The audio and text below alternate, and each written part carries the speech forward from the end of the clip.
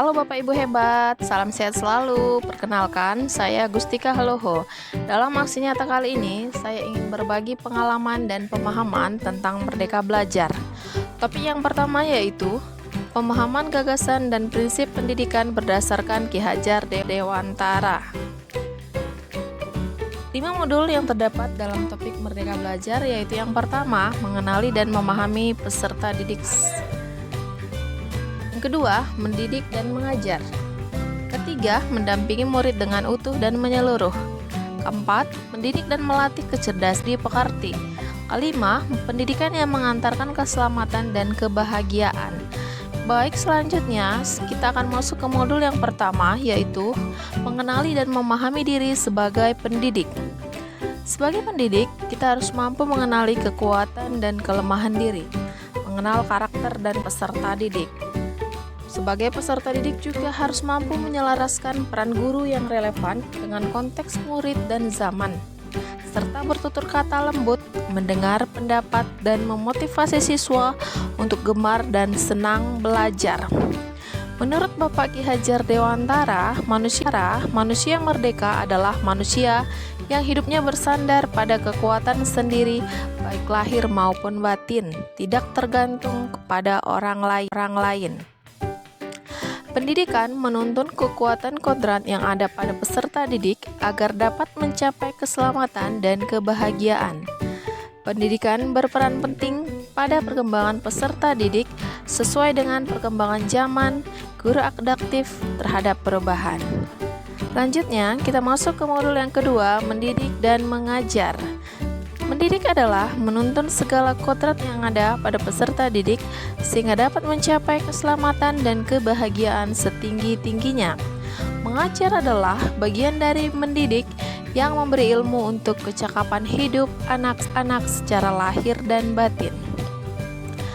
Pendidikan tidak sekedar memberikan pengetahuan, namun mendidik keterampilan berpikir dan mengembangkan kecerdasan batin peserta didik. Manusia merdeka adalah manusia yang dapat menguasai dan memerintah dirinya. Menurut Bapak Ki Hajar Dewantara, sistem Among ada 3, yaitu Ingarso Sung Tulodo, Ingmadia Mangunkarso, Tuturi Handayani. Yang artinya, guru di depan sebagai teladan atau contoh yang baik bagi murid, di tengah sebagai pendorong atau pemberi semangat, dan di belakang untuk mengamati kemajuan para murid dan memfasilitasi dan dukungan kepada murid-muridnya. Modul yang ketiga yaitu mendampingi murid dengan utuh dan menyeluruh. Keadaan merupakan bagian dasar pendidikan bagi siswa. Kodrat keadaan tersebut merupakan segala hal yang terhubung dengan perubahan yang dialami siswa. Kodrat keadaan terbagi 2, yaitu kodrat alam dan kodrat zaman. Ajas Trikom merupakan ajas yang diawali dengan kata kon. Menurut Bapak Ki Hajar Dewantara, ajas Trikom ada 3, yaitu kontinu, konvergen, dan konsentris. Pendidikan bergerak secara dinamis, menyesuaikan keadaan bergerak begitu cepat.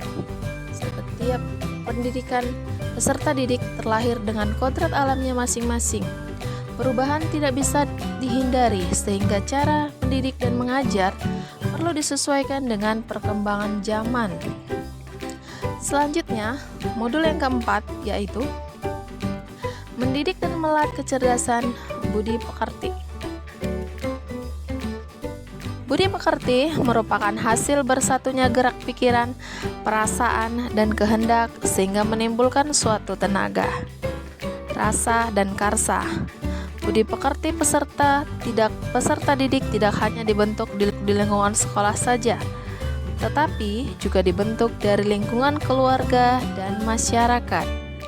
Kodrat anak diibaratkan kertas yang penuh, yang terisi berbagai macam coretan dan tulisan, sehingga tugas seorang pendidik adalah menebalkan dan memperjelas arti dari coretan dan tulisan tersebut.